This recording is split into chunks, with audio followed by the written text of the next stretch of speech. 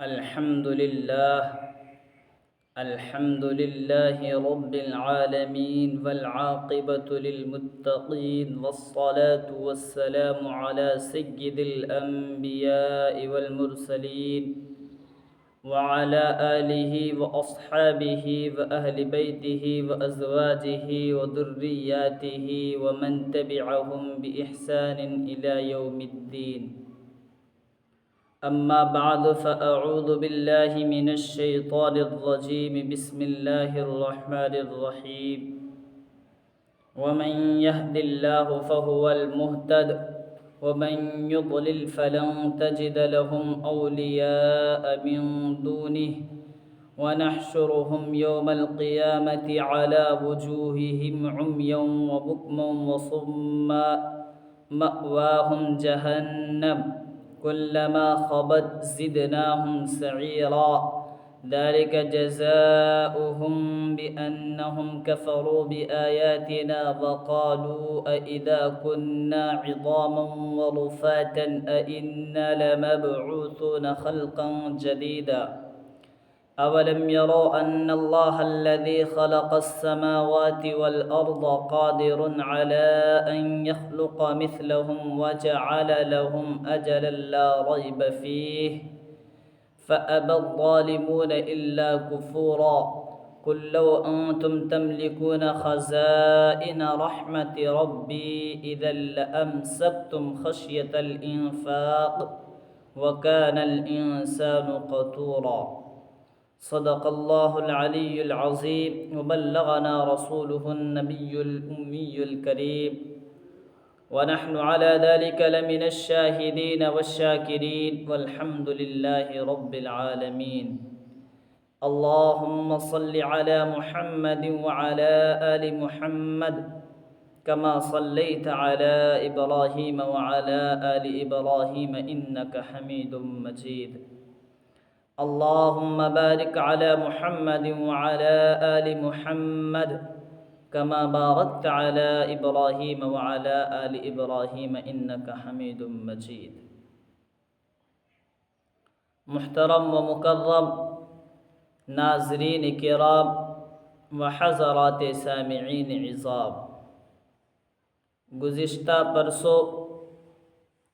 تفسیری video کے اندر کا خلاصہ یہ تھا کہ انہوں نے اللہ کے رسول صلی اللہ علیہ وسلم کی نبوت اور آپ صلی اللہ علیہ وسلم کی رسالت کا انکار کیا تھا، جبکہ اللہ کے رسول صلی اللہ علیہ وسلم کی نبوت کو ماننے اور آپ کی رسالت کا قائل ہونے کو قرآن کا آپ پر نازل ہونا، قرآن کا آپ کا سنانا ہی یہ معجزے کے طور پر کافی تھا کہ وہ آپ کو اللہ کا نبی، اللہ کا رسول اور اللہ کا پیغمبر مان لیتے،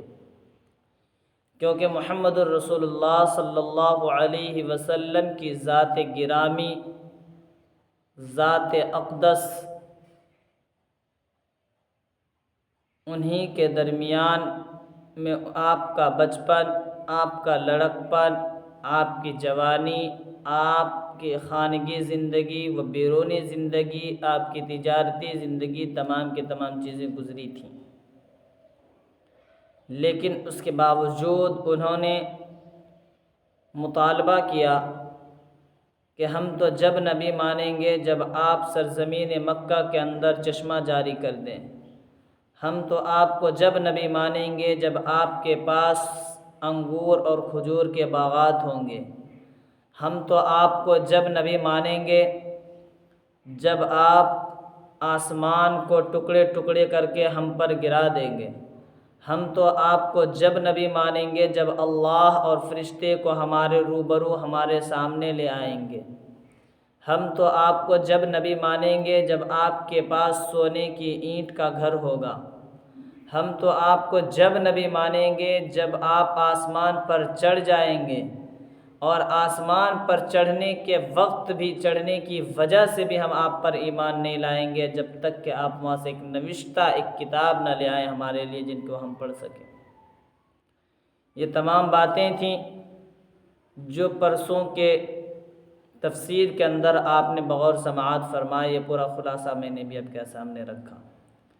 لیکن چونکہ یہ مطالبات، یہ ڈیمانڈ، یہ خواہشات، یہ مانگیں ایسی ہیں جس کو ہم کار خدائی کہیں، یہ خدائی کام ہیں، یہ خدائی اختیارات ہیں۔ اللہ کے رسول صلی اللہ علیہ وسلم نے سب سے پہلے تو یہ کہا کہ بھائی اللہ کی ذات پاک ہے، یعنی یہ تمام چیزیں جن جن چیزوں کی تمہاری ڈیمانڈ ہے، جن جن چیزوں کا تم مطالبہ کر رہے ہو، اللہ سب کو ادا کرنے پر قادر ہے۔ لیکن اللہ تبارک و تعالیٰ کی ذات تو پاک ہے، اللہ تبارک و تعالیٰ کی ذات تمہاری پابند نہیں ہے، تم جو کہو گے وہی کیا جائے گا۔ اور رہی بات میری، تو چونکہ یہ کار خدائی ہے، یہ اللہ تبارک و تعالیٰ کے کام ہیں، اور میں تو ایک انسان ہوں جس کو اللہ تبارک و تعالیٰ نے رسول بنا کر بھیجا ہے، اس لیے یہ تو میں نہیں کر سکتا، کیونکہ اب اس کے بعد اللہ تبارک و تعالیٰ نے، چونکہ ان کا ایک اعتراض تھا محمد الرسول اللہ صلی اللہ علیہ وسلم کیوں نبی ہیں، یہ تو انسان ہیں، اگر اللہ کو نبی بنانا ہی ہوتا تو فرشتوں میں سے ہوتا، تو اللہ تبارک و تعالیٰ نے ان کا بھی جواب دیا کہ اگر فرشتے زمین کے اندر جو ہیں اطمینان سے چلتے پھرتے تو ہم ان کے بعد جو ہے رسول بھی فرشتوں میں سے ہی بھیجتے، لیکن ایسا ہے نہیں۔ اور آخر میں اللہ تبارک و تعالیٰ نے، آپ نے سنا، آخری خلاصہ یہ ہے کہ بھائی یہ تمام چیزیں تمہارے سامنے آ گئی، چاہے مانو یا نہ مانو، ہمارے اور تمہارے درمیان اب اللہ ہی کی گواہی کافی ہے، یعنی اللہ جانتا ہے کہ میں نبی ہوں، میں پیغمبر ہوں، میں ان کا رسول ہوں۔ اب تم کو ماننا ہے تو بھی ٹھیک ہے، نہ ماننا ہو تو بھی ٹھیک ہے، چونکہ یہ جواب تو محمد الرسول اللہ صلی اللہ علیہ وسلم نے دے دیا۔ اب چونکہ محمد الرسول اللہ صلی اللہ علیہ وسلم کو خود اپنی ذات سے زیادہ امت کی فکر رہا کرتی تھی، تو اسی لیے آج کی تلاوت کردہ آیات کے اندر رسول اللہ صلی اللہ علیہ وسلم کو اللہ تبارک و تعالیٰ نے سمجھو تسلی کے طور پر فرمایا وَمَن يَهْدِ اللَّهُ فَهُوَ الْمُهْتَدِ وَمَن يُضْلِلْ فَلَن تَجِدَ لَهُمْ أَوْلِيَاءَ مِن دُونِهِ وَنَحْشُرُهُمْ يَوْمَ الْقِيَامَةِ عَلَى وُجُوهِهِمْ عُمْيًا وَبُكْمًا وَصُمًّا مَأْوَاهُمْ جَهَنَّمُ كُلَّمَا خَبَتْ زِدْنَاهُمْ سَعِيرًا۔ کہ دیکھیں اللہ تبارک و تعالی جس کو ہدایت دیتے ہیں وہی ہدایت یافتہ ہوتے ہیں، اور جس کو اللہ گمراہ کر دیتے ہیں تو پھر اس کو کوئی بھی راہ یاب نہیں کر سکتا۔ جس کو اللہ تبارک و تعالی راستے سے بھٹکا دیتے ہیں تو کوئی اسے راستے پر لا نہیں سکتا۔ یہ اللہ تبارک و تعالی ہی کے قبض قدرت میں ہے کہ کس کو ہدایت دینا ہے اور کس کو ہدایت نہیں دینا ہے۔ اللہ تبارک و تعالی نے جس کو ہدایت دیا وہی ایمان لائیں گے۔ یہی وجہ ہے کہ ہمارا تجربہ شاہد ہے، ہم نے معائنہ کیا ہے کہ ایک بڑا سے بڑا عالم، اپنے وقت کا بہت بڑا سورما کہلانے والا، اپنے وقت کا 30 مار خاں کہلانے والا، اپنے وقت کا بہت بڑا عربی داں، ادیب، فصیح، بلیغ، شاعر، ہر چیز ہے، اس کے باوجود جب اللہ تبارک و تعالی اسے گمراہ کرنا چاہتا ہے تو نہ ادیب کے ادب کام میں آتا ہے، نہ فصیح کی فصاحت، نہ بلیغ کی بلاغت، نہ شاعر کی شعر یا اشعار وغیرہ کام آتے ہیں۔ تو اللہ تبارک و تعالی جس کو گمراہ کرنا چاہے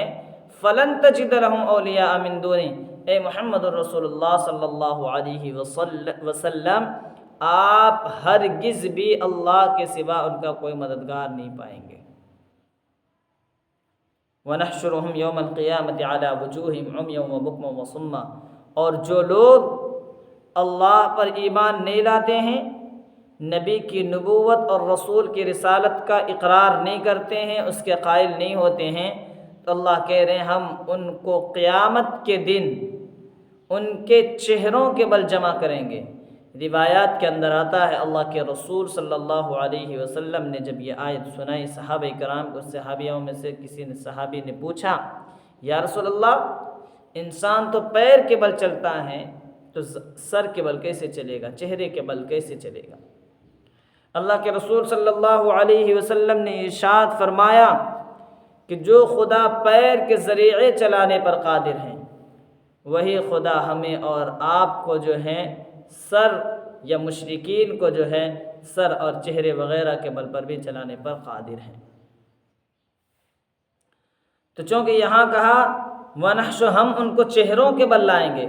اس حال میں کہ وہ گونگے ہوں گے، اندھے ہوں گے اور بہرے ہوں گے، جبکہ بعض آیات سے ثابت ہے کہ ان کو قوت گویائی دی جائے گی، قوت سماعت سننے کے لیے دی جائے گی، اور قوت گفتگو، قوت گفتار انہیں بولنے کے لیے دی جائے گی، اور یہاں کہہ رہے اندھے اور بہرے۔ تو دیکھیں شروع میں بطور سزا کے حضرت مولانا خالد سیف اللہ رحمانی حفظہ اللہ اپنی کتاب آسان تفسیر کے اندر فرماتے ہیں چونکہ اس دنیا کے اندر وہ حق کو دیکھنے سے اندھے رہے اور حق کو بولنے سے زبان کو گونگا رکھا انہوں نے، اور اسی طرح سے حق کو سننے سے، حق کو اعتراف کرنے سے اپنے کان کو بند رکھا تھا۔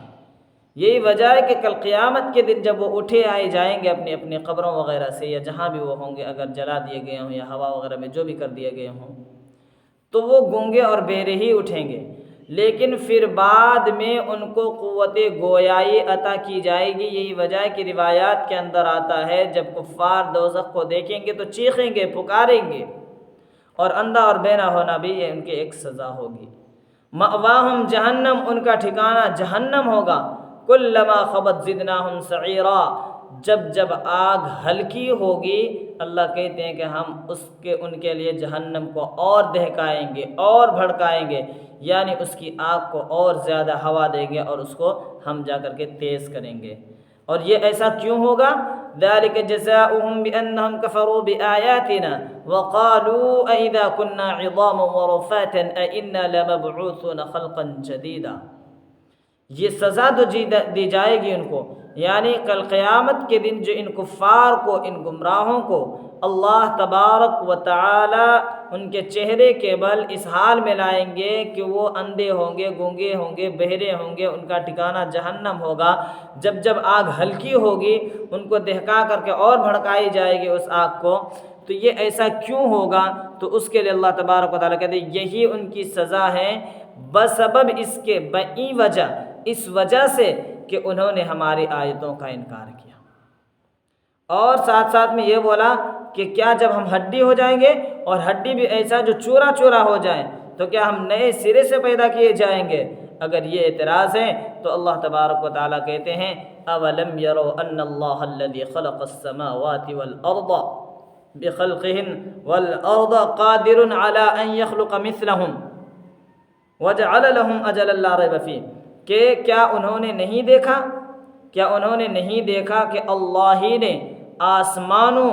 اور زمین کو پیدا کیا ہے؟ تو جب آسمان اور زمین کو اللہ تبارک و تعالیٰ پیدا کر سکتے ہیں تو اس کے مثل کو تو بدرجہ اولا پیدا کر سکتے ہیں، اس میں کوئی بڑی بات نہیں ہے۔ اور اگر کفار کے ذہن میں یہ سوال آتا ہو کہ اگر پیدا کر سکتا ہے تو ہزاروں سال، لاکھوں سال پہلے جو لوگ یہاں سے اس دنیا سے جا چکے ہیں،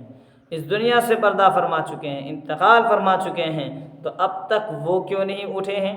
اب تک وہ کیوں زندہ نہیں ہوئے ہیں؟ تو اسی آیت کے ایک ٹکڑے کے اندر جواب دیا وَجَعَلَ لَهُمْ أَجَلًا، ان کے لیے ایک وقت مقرر ہے، ان کے لیے ایک ٹائم فکس کیا گیا ہے،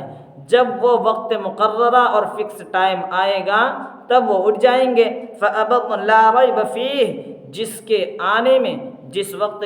وقت مقررہ کے آنے میں کوئی بھی کسی طرح کے ذرہ برابر بھی شک موجود نہیں ہے۔ فَأَبَى الظَّالِمُونَ إِلَّا كُفُورًا، ظالم، لیکن افسوس یہ بات کی ہے کہ ظالم لوگ تو بس انکار ہی کرتے جا رہے ہیں، انکار ہی کرتے جا رہے ہیں، ہر چیز کا انکار ہی کر رہے ہیں، بس ناشکری کا وہ انکار نہیں کرتے ہیں، ناشکری وہ کرتے رہیں، ناشکری کا وہ اقرار کرتے ہیں، ناشکری پہ ناشکری کیے جاتے ہیں، لیکن حق بات کو قبول کرنے سے اور ان تمام دلائل کو سننے کے بعد ان کو ماننے سے انکار ہی کرتے چلے جاتے ہیں۔ آگے فرمایا قُل لَوْ أَنْتُمْ تَمْلِكُونَ خَزَائِنَ رَحْمَةِ رَبِّي إِذًا لَّأَمْسَكْتُمْ خَشْيَةَ الْإِنفَاقِ وَكَانَ الْإِنسَانُ قَتُورًا، کہ دیکھیں اللہ تبارک و تعالیٰ کہہ رہے ہیں اگر تم مالک ہوتے میرے رب کے رحمت کے خزانے کے۔ یہاں مفسرین نے رحمت کے خزانے کے دو معنی بیان کیے ہیں۔ ایک معنی نبوت و رسالت۔ حضرت مولانا مفتی شفیع عثمانی نور اللہ مرقدہ، حضرت مولانا اشرف علی تھانوی نور اللہ مرقدہ کے بیان القرآن کے حوالے سے نقل کرتے ہیں کہ یہاں پر میرے رب کی رحمت کے خزانے سے مراد نبوت و رسالت ہے۔ یعنی اگر ہمیں اور آپ کو انسانوں کو اگر یہ حق دے دیا جاتا، مخلوق کو اگر یہ حق دیا جاتا کہ وہ جس کو چاہے نبی بنائیں، وہ جس کو چاہے رسول بنائیں، تو اللہ کہتے ہیں اس کو خرچ کرنے سے کے ڈر سے تم جو ہے روک ہی لیتے۔ یعنی نبوت کسی کو عطا نہیں کرتے، رسالت تم کسی کو عطا نہیں کرتے، اور یوں جو ہے نظام تہس نہس ہو جاتا اور برباد ہو جاتا۔ اور بعض مفسرین کہتے ہیں اس سے مراد یہ نہیں بلکہ اس سے مراد اصل نعمت ہے جس کا ذکر پہلے ہوا، جیسا کہ سرزمین مکہ کے اندر چشمے کا جاری ہو جانا، حضور کے لیے کھجور اور انگور کا باغ کا ہونا، اور اسی طرح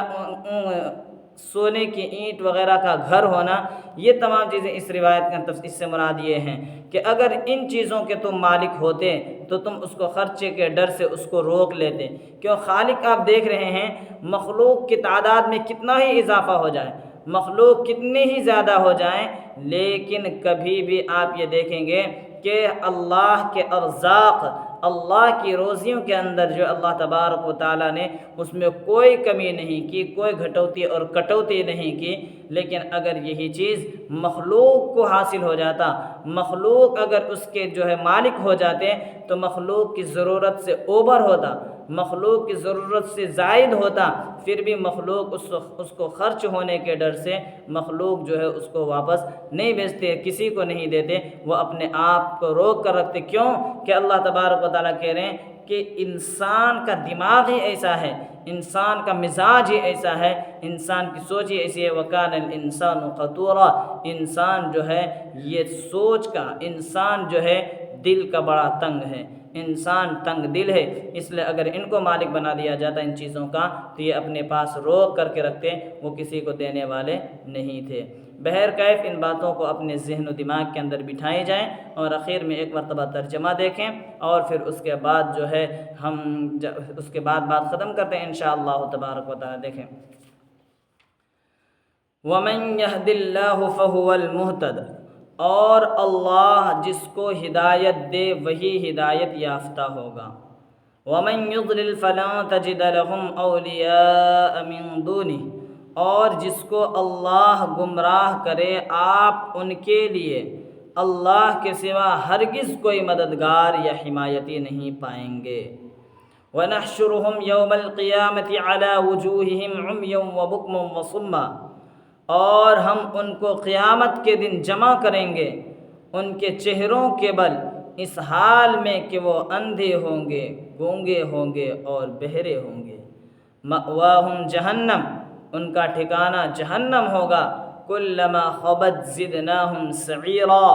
جب جب آگ ہلکی ہوگی ہم ان کے لیے آگ کو اور زیادہ بھڑکائیں گے۔ ذالک جزاؤہم بأنہم کفروا بآیاتنا، یہ ان کی سزا ہے بئی وجہ کہ انہوں نے ہماری آیتوں کا انکار کیا۔ وقالوا أَإِذَا كُنَّا عِظَامًا وَرُفَاتًا، اور بولے کیا جب ہم ہڈی ہو جائیں گے اور چورا چورا ہو جائیں گے، أَإِنَّا لَمَبْعُوثُونَ خَلْقًا جَدِيدًا، تو کیا ہم نئے سرے سے پیدا کیے جائیں گے، اٹھائے جائیں گے۔ اولم يروا ان اللہ الذي خلق السماوات والارض، کیا انہوں نے نہیں دیکھا کہ اللہ نے آسمانوں اور زمین کو پیدا کیا، قادر علی ان یخلق مثلہم، تو اس کے مثل کو پیدا کرنے پر تو بدرجہ اولا قادر ہیں۔ وجعل لهم اجلا لا ریب فیہ، اور اللہ نے ان کے لیے ایک وقت مقرر کر رکھا ہے جس کے آنے میں کوئی شک نہیں ہے۔ فَأَبَى الظَّالِمُونَ إِلَّا كُفُورًا، ظالموں نے انکار ہی کیا ہے۔ قُلْ لَوْ أَنْتُمْ تَمْلِكُونَ خَزَائِنَ رَحْمَةِ رَبِّي، آپ کہہ دیجئے اگر تم میرے پروردگار کی رحمت کے خزانے کے مالک ہوتے،